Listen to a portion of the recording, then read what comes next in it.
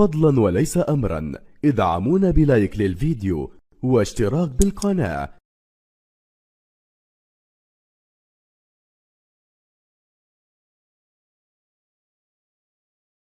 مشاهدينا متابعينا في كل مكان عبر قنوات بين سبورتس، طابت أوقاتكم. أهلا وسهلا ومرحبا بكم في هذه السهرة الكروية الكبيرة هنا في مباراة الدور نصف النهائي، حيث الموعد الكبير بين المغرب والإمارات، المواجهة التي سنتعرف فيها على من يعبر، على من يصل إلى المرحلة القادمة. لم تعد هناك مراحل بل المشهد الأخير واليوم الأخير، وهو المباراة النهائية لبطولة كأس العرب فيفا قطر 2025. هذه المواجهة وهذه المباراة التي تجمعنا بين المنتخبين المغربي والإماراتي. الكل هنا يأتي بطموح الكبير وبآماله الكبيرة والعريضة هنا في دولة قطر، بحثا عن الوصول وبحثا عن العبور إلى المباراة النهائية، وبعد ذلك الحصول على لقب بطولة كأس العرب. إنه الحلم المنشود للمنتخبين والحلم الكبير للمنتخبين في هذه البطولة وفي هذه المسابقة.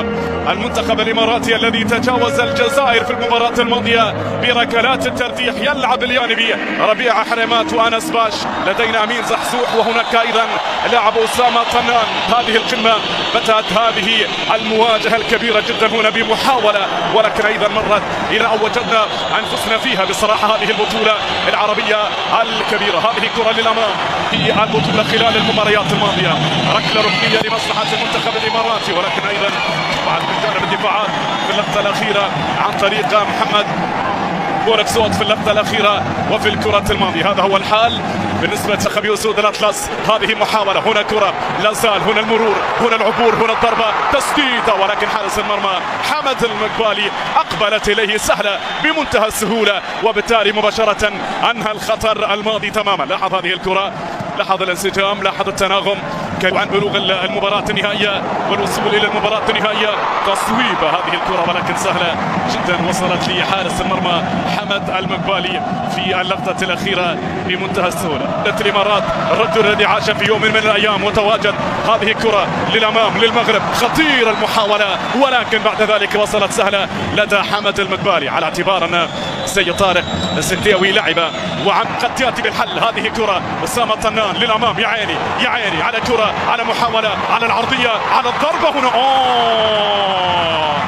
على كرة المقبالي في اللقطة الماضية حضر للمرة الثانية، أبعد الكرة من أمام من أمام زحزوح الذي أتى بالعرضية، ولكن بعد ذلك وليد أزار مروان يرسل كرة إلى حمزة الموساوي. ممتازة هذه الكرة العرضية في الانتظار، ولكن بعد ذلك إلى ركلة ركنية مغربية. الهدف ربما يأتي، الضربة الأولى قد تأتي، الضربة الأولى قد تأتي. من يضيء أكثر، من يضيء أكثر في الطريق نحو النهائي، من يضيء أكثر في الوصول وبالوصول إلى المباراة النهائية من خلال هذه. لا زالت ربما هنا مر عبر بكرة أمامية، لا زالت هذه المحاولة. هنا مر راح بكرة بمحاولة تصويبه هنا.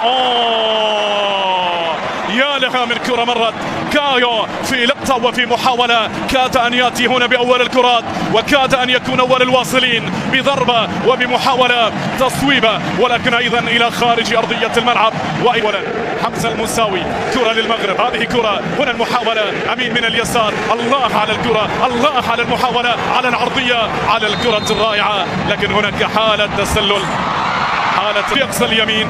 محاولة، كرة للمغرب، هذه خطيرة، هذه المحاولة، الكرة القادمة لكنها مرت ثم عادت. لا زال الخطر، لا زال من الجهة اليمنى. رمية جانبية لمصلحة المغرب، رمية جانبية لمصلحة المغرب. لا زال الهدف لم يأتي بعد، الضربة الأولى لم تأتي بعد في هذه المباراة. لن يسألك التاريخ عن ما فعلت. ذكرى من أجل الذكرى يا إماراتي، من أجل الذكرى يا إماراتي. الله كاد أن يأتي، كاد أن يصنع ذكرى، كاد أن يصنع لحظة في اللقطة الماضية، ويأتي هنا بلحظة وبلقطة من اللقطات التي قد تكون عالقة لو تمكن من الوصول إلى مرمى المغرب، لكنها عادت مرة أخرى. جميلة المباراة، جميلة هي المباراة. ربع النهائي المغرب وسوريا. هذه العرضية كرة من جديد. الله الله على المغرب، الله على منتخب الأسود، أسود الأطلس. نعم، ضربة وأي ضربة، كرة وأي كرة. الله الله الله الله الله على الكرة، على الروعة، على العرضية، على النهاية، على التصويبة، على النهاية الرائعة. يا الله يا الله. في كأس العرب، في كأس العرب عليك أن تضيء، عليك أن ترى، وعليك أن تكتب فصلك الخالد، فصلك الخالد. نعم، هذا هو الفصل الخالد. هذه الكرة الخالدة التي ستروى ربما للمباراة النهائية، والتي ربما توصلهم إلى المباراة النهائية في كأس العرب. عليك أن تضيء، وعليك أن ترى، وعليك أن تكتب فصلك الخالد. فعادة يتجاهل التاريخ معظم الأيام، إلا الأيام التي تغير مجرى المباريات، إلا اللحظات التي تغير مجرى مثل هكذا مواعيد. سجل المنتخب المغربي أولا، وضع الكرة في المرمى ليأتي بضربة المباراة الأولى وهدف المباراة الأول. الله على كتيبة الأسود، ضربة ويا لها من ضربة. إنه المتألق، إنه كريم البركاوي، إنه اللاعب. هذه كرة أسامة طنان للأمام. يا عيني يا عيني على كرة، على محاولة، على العرضية، على الضربة هنا.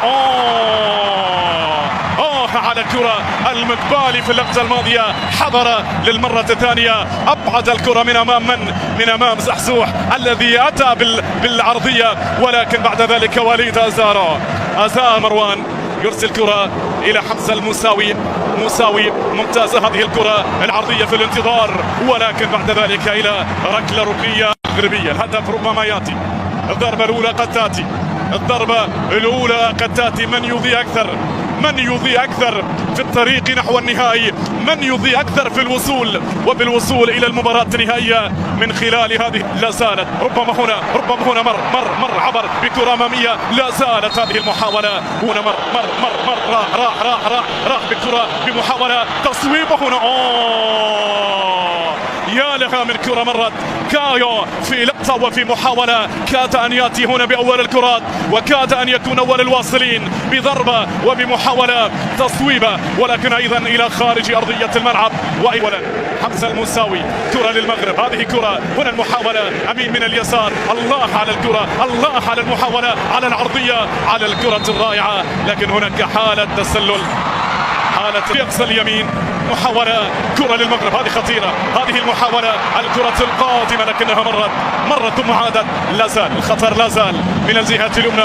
رمية جانبية لمصلحة المغرب، رمية جانبية لمصلحة المغرب. لا زال الهدف لم يأتي بعد، الضربة الأولى لم تأتي بعد في هذه المباراة. لن يسألك التاريخ عن ما فعلت. ذكرى من أجل الذكرى يا إماراتي، من أجل الذكرى يا إماراتي. الله الله، كاد أن يأتي، كاد أن يصنع ذكرى، كاد أن يصنع لحظة في اللقطة الماضية، ويأتي هنا بلحظة وبلقطة من اللقطات التي قد تكون عالقة لو تمكن من الوصول إلى مرمى المغرب، لكنها عادت مرة أخرى. جميلة المباراة، جميلة هي المباراة. ربع النهائي المغرب وسوريا. هذه العرضية كرة من جديد. الله الله على المغرب، الله على منتخب الأسود، أسود الأطلس. نعم، ضربة وأي ضربة، كرة وأي كرة. الله الله الله الله الله على الكرة، على الروعة، على العرضية، على النهاية، على التصويبة، على النهاية الرائعة. يا الله يا الله. في كأس العرب، في كأس العرب عليك أن تضيء، عليك أن ترى، وعليك أن تكتب فصلك الخالد، فصلك الخالد. نعم، هذا هو الفصل الخالد. هذه الكرة الخالدة التي ستروى ربما للمباراة النهائية، والتي ربما توصلهم إلى المباراة النهائية في كأس العرب. عليك أن تضيء، وعليك أن ترى، وعليك أن تكتب فصلك الخالد. فعادة يتجاهل التاريخ معظم الأيام، إلا الأيام التي تغير مجرى المباريات، إلا اللحظات التي تغير مجرى مثل هكذا مواعيد. سجل المنتخب المغربي أولا، وضع الكرة في المرمى لياتي بضربة المباراة الأولى وهدف المباراة الأول. الله على كتيبة الأسود، ضربة ويا لها من ضربة. إنه المتألق، إنه كريم البركاوي، إنه اللاعب